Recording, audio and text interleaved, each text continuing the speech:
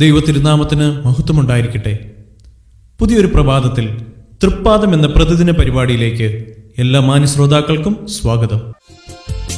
വാഴ്ത്തും ഞാനൻ ജീവകാലമെല്ലാം എൻ്റെ ജീവനെ വീണ്ടെടുത്ത നാഥനെ.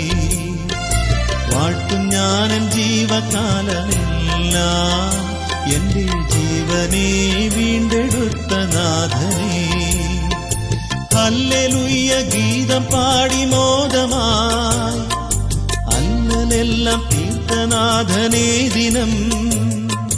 ഹല്ലേലൂയ ഗീതം പാടി മോദമായി അല്ലലെല്ലാം തീർത്ഥനാഥനേ ദിനം. വാഴ്ത്തും ഞാനൻ ജീവകാലമെല്ലാം എൻ്റെ ജീവനെ വീണ്ടെടുത്ത നാഥനേ. ഇന്ന് നമ്മോട് വചനം സംസാരിക്കുന്നത് സഹോദരൻ ചാർലി ഗിർവാദീസ് അങ്കമാലി.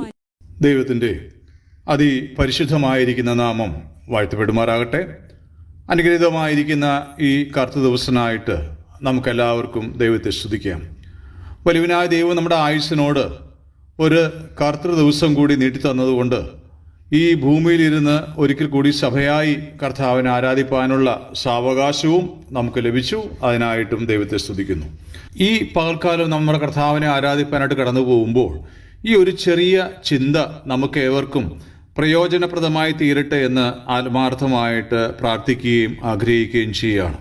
അതിനായിട്ട് എബ്രായ ലേഖനം 4-ാം അധ്യായം അതിൻ്റെ 14-15 വാക്യങ്ങൾ നമുക്ക് ഒന്ന് വായിച്ചു കേൾക്കാം. അതിപ്രകാരമാണ്: ആകയാൽ ദൈവപുത്രനായ യേശു ആകാശത്തിൽ കൂടി കടന്നുപോയൊരു ശ്രേഷ്ഠ മഹാപുരോഹിതനായി നമുക്കുള്ളതുകൊണ്ട് നാം നമ്മുടെ വിശ്വാസം മുറുകെ പിടിച്ചുകൊള്ളുക.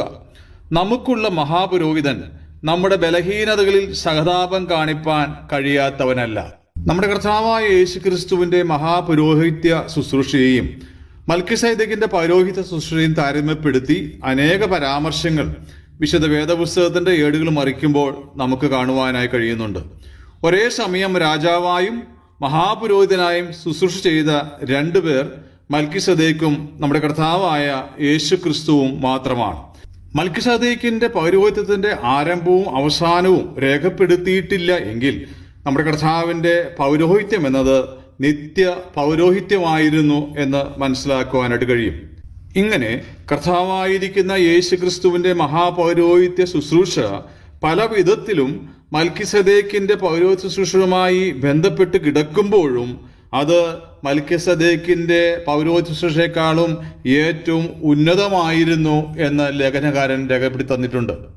ഇബ്രായ ലേഖനം 4-ാം അധ്യായം അതിൻ്റെ 14-ാം വാക്യത്തിൽ ലേഖനകാരൻ കർത്താവായ യേശു ക്രിസ്തുവിനെ വിശേഷിപ്പിക്കുന്നത് ദൈവപുത്രനായ യേശു ആകാശത്തിൽ കൂടി കടന്നുപോയൊരു ശ്രേഷ്ഠ മഹാപുരോഹിതൻ എന്നാണ്. We have a great high priest. മൽക്കിസേദെക്കിനേക്കാളും ശ്രേഷ്ഠനായിരുന്ന ഒരു മഹാപുരോഹിതനായിരുന്നു കർത്താവായ യേശു ക്രിസ്തു.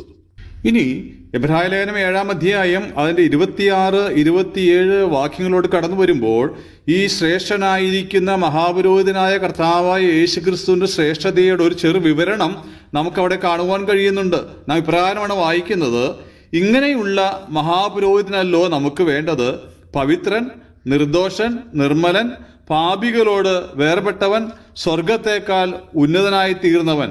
ആ മഹാപുരോഹിതന്മാരെ പോലെ സാധ്യം സ്വന്തം പാപങ്ങൾക്കായും പിന്നെ ജനത്തിൻ്റെ പാപങ്ങൾക്കായും ദിനം പ്രതി യാഗം കഴിപ്പാൻ ആവശ്യമില്ലാത്തവൻ തന്നെ. ഇനി നമ്മോടുള്ള ബന്ധത്തിൽ ഈ ശ്രേഷ്ഠ മഹാപുരോഹിതനായിരിക്കുന്ന കർത്താവായ യേശു ക്രിസ്തുവിന്റെ ശ്രേഷ്ഠത വെളിപ്പെടുത്തുന്ന മറ്റൊരു കാര്യം ലേഖനകാരൻ രേഖപ്പെടുത്തിയിരിക്കുന്നത് എബ്രായ ലേഖനം 4-ാം അധ്യായം അതിൻ്റെ 15-ാം വാക്യത്തിലാണ്. അതിപ്രകാരമാണ്: നമുക്കുള്ള മഹാപുരോഹിതൻ നമ്മുടെ ബലഹീനതകളിൽ സഹതാപം കാണിപ്പാൻ കഴിയാത്തവനല്ല. നമ്മുടെ ബലഹീനതകളിൽ സഹതാപം കാണിപ്പാൻ കഴിവുള്ള ഒരു ശ്രേഷ്ഠ മഹാപുരോഹിതനായിരുന്നു നമ്മുടെ കർത്താവായ യേശു ക്രിസ്തു. ഉൽപ്പത്തി പുസ്തകം 14-ാം അധ്യായം 17-ാം വാക്യത്തിൽ കടന്നു വരുമ്പോൾ അവിടെ 4 രാജാക്കന്മാരെ തോൽപ്പിച്ച് തടവുകാരനായി പിടിക്കപ്പെട്ടു പോയിരുന്ന ലോത്തിനെയും വിടുവിച്ച് അനേക കൊള്ള സാധനങ്ങളുമായി വിജയശ്രീലാളിതനായി മടങ്ങി വരുന്ന അബ്രഹാമിനെ എതിരേറ്റു ചെല്ലുന്ന മഹാപുരോഹിതനായിരിക്കുന്ന മൽക്കിസദേക്കിനെ നമുക്ക് കാണുവാനായിട്ട് കഴിയുന്നുണ്ട്. ഇവിടെ മൽക്കിസദേക്ക് എതിരേറ്റ് ചെല്ലുന്നത് പരാജയപ്പെട്ടു വരുന്ന ഒരു വ്യക്തിയല്ല, മറിച്ച് വിജയിച്ചു വരുന്ന അബ്രഹാമിനെയാണ് മൽക്കിസദേക്ക് എതിരേറ്റ് ചെല്ലുന്നതെങ്കിൽ ലേഖനകാരൻ വെളിപ്പെടുത്തുകയാണ്, ശ്രേഷ്ഠ മഹാപുരോഹിതനായിരിക്കുന്ന കർത്താവായ യേശു ക്രിസ്തു അവൻ എതിരേറ്റു വന്നത് വിജയിച്ചു വരുന്ന ഒരു കൂട്ടത്തെ സ്വീകരിപ്പാനല്ല, മറിച്ച് വിജയം എന്താണെന്ന് പോലും അറിഞ്ഞിട്ടില്ലാത്ത, പാപത്തോട് പടവെട്ടി പരാജയപ്പെട്ടു പോയ ഒരു കൂട്ടത്തെ, പാപത്തിന്റെ പടുകുഴിയിൽ കിടക്കുന്ന ഒരു കൂട്ടത്തെ, ചേർത്ത് പിടിക്കുവാൻ ആരുമില്ലാത്ത ഒരു കൂട്ടത്തെ, സഹതാപം കാണിപ്പാൻ ആരുമില്ലാത്ത ഒരു കൂട്ടത്തോട് സഹതാപം കാണിപ്പാൻ. പ്രിയമുള്ളവരെ, നമുക്കുള്ള മഹാപുരോഹിതൻ നമ്മുടെ ബലഹീനതകളിൽ സഹതാപം കാണിപ്പാൻ കഴിയാത്തവനല്ലാത്തത് കൊണ്ട് പാപമൊഴികെ സർവത്തിലും നമുക്ക് തുല്യനായി പരീക്ഷിക്കപ്പെട്ടവനത്രേ നമുക്കുള്ളത് കൊണ്ട് കരുണ ലഭിപ്പാനും തത്സമയത്ത് സഹായത്തിനുള്ള കൃപ ലഭിപ്പാനുമായി നാം ധൈര്യത്തോടെ കൃപാസനത്തിന് അടുത്ത് ചെല്ലാം. അവിടുത്തെ പൊന്നുനാമത്തെ നമുക്ക് ഉയർത്താം. ഹൃദയത്തിൽ സംഗ്രഹിച്ചു വെച്ചിരുന്ന സകല സ്തുതിയും സ്തോത്രവും ബഹുമാനവും ആരാധനയും പുകഴ്ചയുമെല്ലാം ആ കാൽപാദങ്ങളിൽ അർപ്പിച്ച് അവനെ ആരാധിക്കാം. അവിടുത്തെ പൊന്നുനാമം മാത്രം വാഴ്ത്തപ്പെടുമാറാകട്ടെ. ആമേൻ.